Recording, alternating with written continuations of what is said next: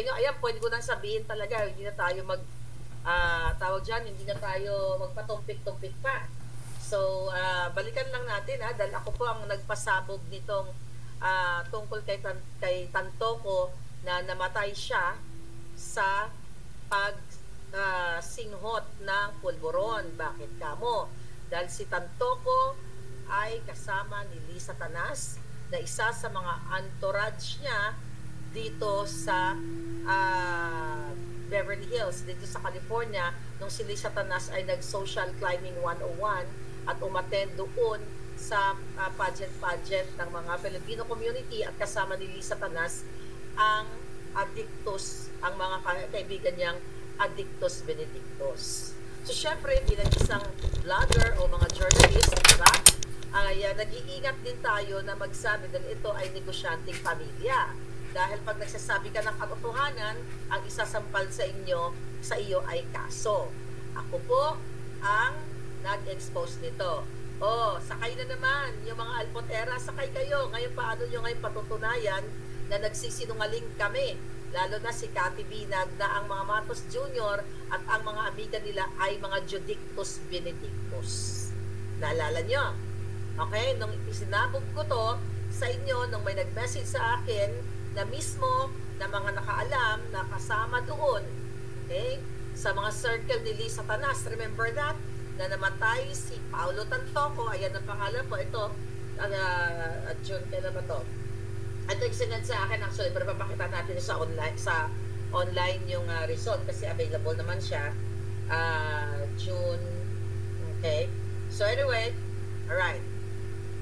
Ito wala pa nakalagay dito na siya ay tumira ng pulburon. Balikan ko lang yung history, no? Bago natin ipakita. Kung naalala ninyo, pinag-usapan ito ng buong mundo, okay? Ng buong Pilipino. Tapos sinasabi nila na may makukulong na ba, madam? Sabi ni Angel, na Maharlika, ganyan-ganyan, fake news, ganyan-ganyan, da-da-da-da-da. Even ang NBI, okay? Ako ay hinamon na hahanapin ako dito sa buong, kahit na sa Amerika ako, ni Santiago, dahil daw sa pagdadawit ko kay First Lady Satanas. Ano na kayo ngayon mga jutang chinemis nyo? Dahil si Lisa Tanas, okay, kasama niya itong Tantoko na ito. Dahil ang asawa ni Tantoko, si Dina Tantoko Arroyo, na staff nila, ni Bianca Zubel, diyan, okay, appointed nila ito. So, magkakasama sila. So, anong ibig sabihin nito? Okay? Isang malinaw na katotohanan, mga kababayan, na itong si Bangag, ito si Lisa Tanas, ay ang circle nila talagang Addictus Benedictus.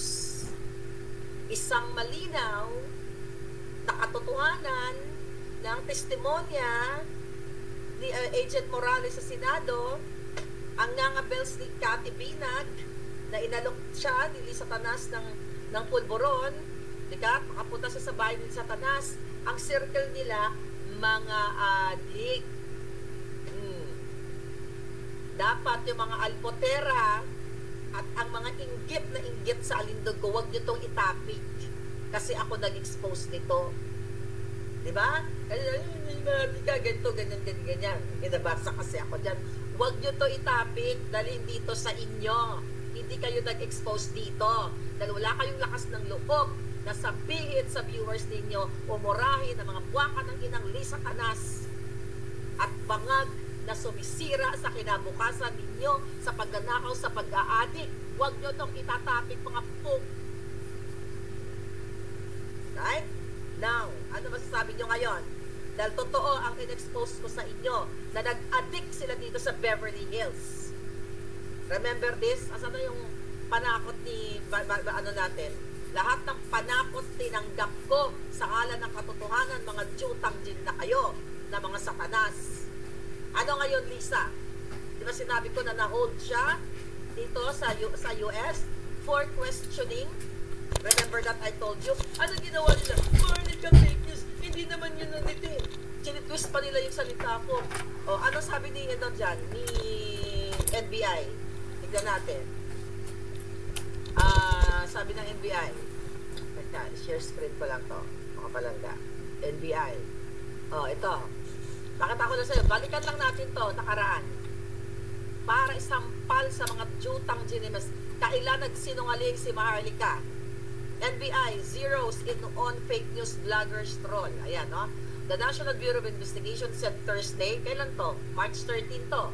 March 8 na tsugi si Tantoco nakasama ng Team Bangag, Lisa Tanas, dito sa Beverly Hills. Sabi na dito, the Manila Bureau of Investigation, NBI, Thursday is plotting a plan of action in online purveyor fake news and disinformation, including those operation outside the Philippines.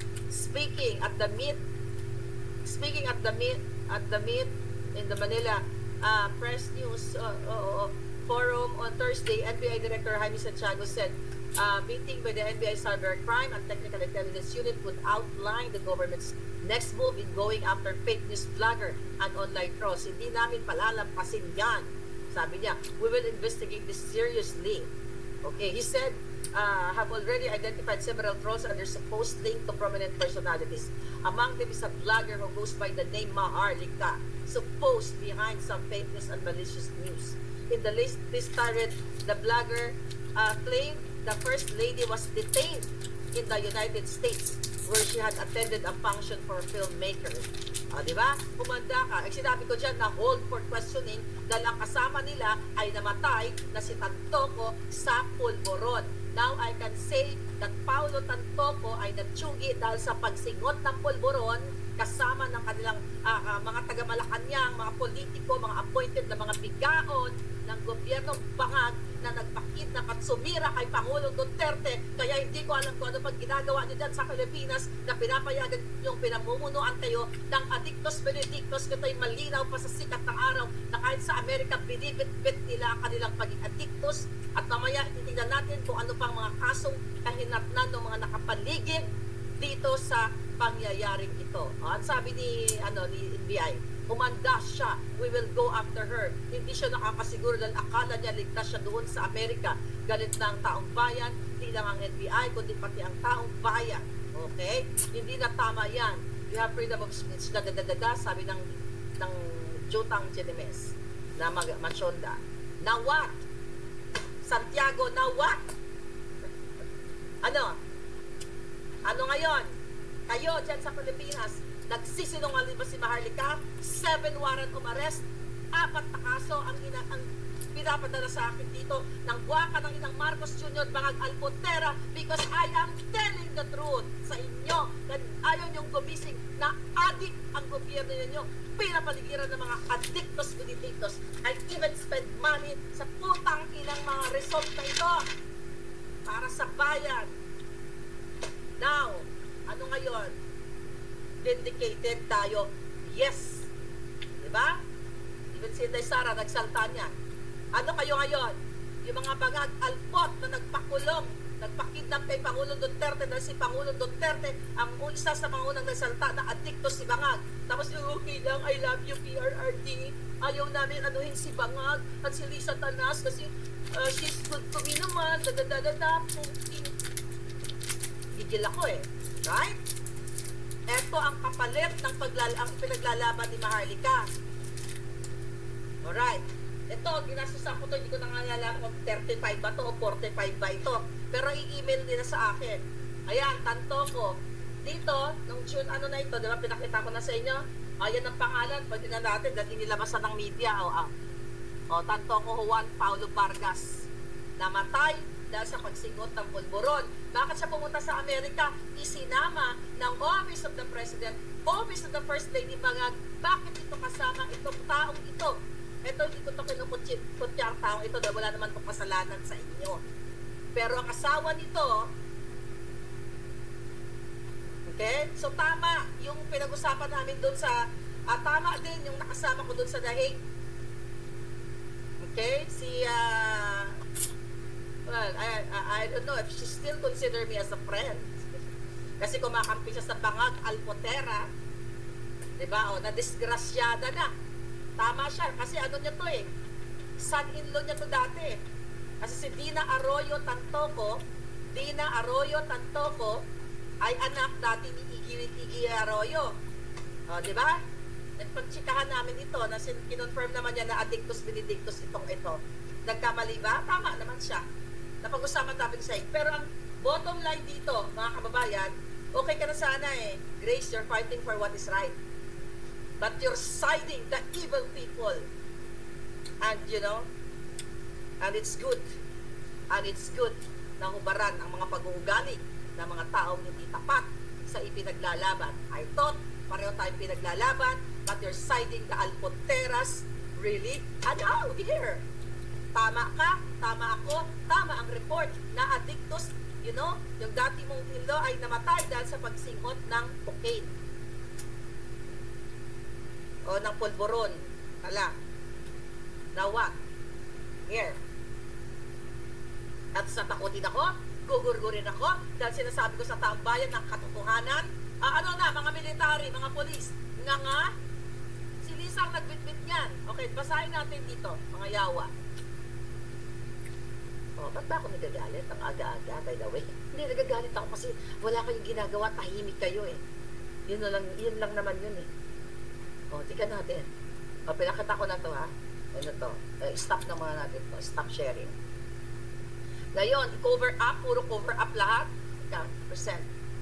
Image, wait a minute, share screen. Sila lang mga hitad. NBI, nasa na yung case details, County of Los Angeles. There we go. Napaliwanag ko to sa inyo. Okay? Nakita nyo yan? Online yan. Wala pang fact, wala pa kasing, you know, yung coroner's office, wala pa kasing, dito. You know? Ito, nung June pa to, nung nasa dahig ako. Ayan na ngayon. Basahin na natin yan. Pakita nyo. Pakita nyo. Ayan. Coroner's office yan, oh. lacounty.gov. Ayan. Paulo Tantoco, date of birth, date of death. March 8, 2025, age 44, case number, case is still open. Okay, body status released, ganyan. Place of death sa hotel, okay, sa Beverly Hills. Manner, accident, investigator, ayan na si Arojo Laura. Hindi siguro hindi siguro nila kaya i-twist o bayaran, okay, mga investigador. Deputy Medical Examiner, ayan. Case, pulburon effects. Kung mapapansin nyo, open, cause A, ayan, pulburon effects, cause B, cause C, cause D. Other significant condition, probable atherosclerotic cardiovascular disease. Ang ibig sabihin niyan ay kasabay ng kanyang pagsisingot dahil syempre nagiging, kapag tumitira ka, ang cause ng, pinapabilis ang iyong paghihinga at hindi pa kaya ng katawan mo, nag-clot ang iyong what? Yung mga cholesterol mo sumabog sa katawan mo. I mean, mga kababayan, di ba? Ano ngayon ang ninyo ngayon? Ano ang masasabi nyo ngayon dyan? Di ba? Bumara ang sakit sa Tagalog yan, sakit sa puso, yung ugat niya ay may bumara, hindi ng pulburon. Di ba? Pwede mga fat deposits na in the past kasi nakita ko yung katawan niya, hindi naman siya mataba, ay hindi siya payat, pero medyo majoba ng konti, di ba? So pwedeng ganon dahil nga nag-trigger yung pagsinghot ng pulburon dahil nga stimulant yung pulburon eh. Pinapabilis yung tibok ng puso. So tumaas ngayon ang presyon ng kanyang dugo, kaya nategi siguro, kaya nagkaroon siya ng vasoconstriction, meaning mga kababayan, yung kanyang ugat ay lumiit dahil hindi nakayanan ng kanyang katawan. Now what? Ano ngayon ang mga susunod na eksena? Nakita nyo na, naibalita na. Mali ba si Maharlika? Ang media ba nag-ulat ng ganito? Lumalakas pa ang loob ng mga media, ibig ang lalaki ng kanilang mga negosyo. They can fight against mga defamatory cases na yan. Pero maingat at duwag sila. Only Maharlika can fuck all of them. Lalo na ang mga bangag. Diba? Lalo na ang mga bangag. So ngayon, mga kababayan, kung ganyan, okay? Kung ganyan ang mga eksena na nangyari dito sa Beverly Hills. Ayan? na natsugi dahil yan bitbit ni Lisa Tanas. Okay, yung taong yan, yung taong yan. Ano ngayon ang mangyayari? Titigil na lang ba tayo? Ano, si Lisa baka ka? What? Okay, anong ni Lisa dyan? Anong participation yan? So definitely, under investigation pa yan. Open pa rin yan, mga kababayan. Open pa rin yung investigation. Alam niyo? Tingnan natin dito sa website ulit. Okay? So, kaya sila hindi magkaso-kaso sa akin na hinahamon ko yan na si Bangag na Adictus Benedictus, mga palangga, nasa na siya? Alright. Yeah, released. Okay, ang sabi dito. Okay. Oh, grabe, ano? March 8, tumpak lahat. Natin dito, anong pinagsasabi niya dito?